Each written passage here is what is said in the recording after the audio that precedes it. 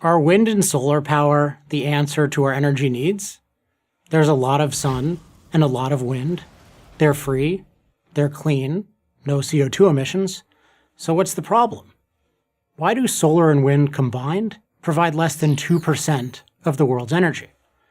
To answer these questions, we need to understand what makes energy, or anything else for that matter, cheap and plentiful. For something to be cheap and plentiful, every part of the process to produce it, including every input that goes into it, must be cheap and plentiful. Yes, the sun is free. Yes, wind is free.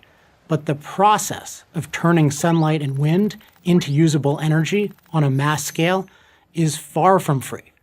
In fact, compared to the other sources of energy, fossil fuels, nuclear power, and hydroelectric power, solar and wind power are very expensive. The basic problem is that sunlight and wind as energy sources are both weak, the more technical term is dilute, and unreliable, the more technical term is intermittent. It takes a lot of resources to collect and concentrate them, and even more resources to make them available on demand. These are called the diluteness problem and the intermittency problem. The diluteness problem is that, unlike coal or oil, the sun and the wind don't deliver concentrated energy, which means you need a lot of additional materials to produce a unit of energy. For solar power, such materials can include highly purified silicon, phosphorus, boron, and a dozen other complex compounds like titanium dioxide. All these materials have to be mined, refined, and/or manufactured in order to make solar panels. Those industrial processes take a lot of energy. For wind, needed materials include high-performance compounds for turbine blades and the rare earth metal neodymium for lightweight specialty magnets, as well as the steel and concrete necessary to build structures, thousands of them as tall as skyscrapers. And as big a problem as diluteness is, it's nothing compared to the intermittency problem. This isn't exactly a newsflash, but the sun doesn't shine all the time, and the wind doesn't blow all the time.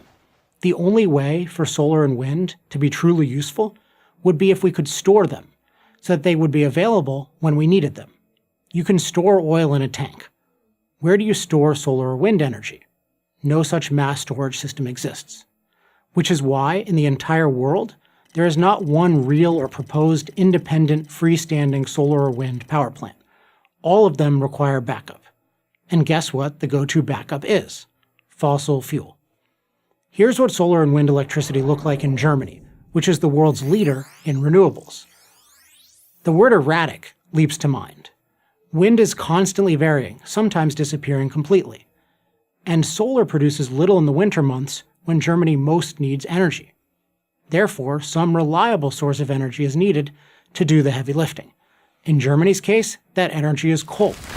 So, while Germany has spent tens of billions of dollars to subsidize solar panels and windmills, fossil fuel use in that nation has not decreased, it's increased, and less than 10% of their total energy is generated by solar and wind.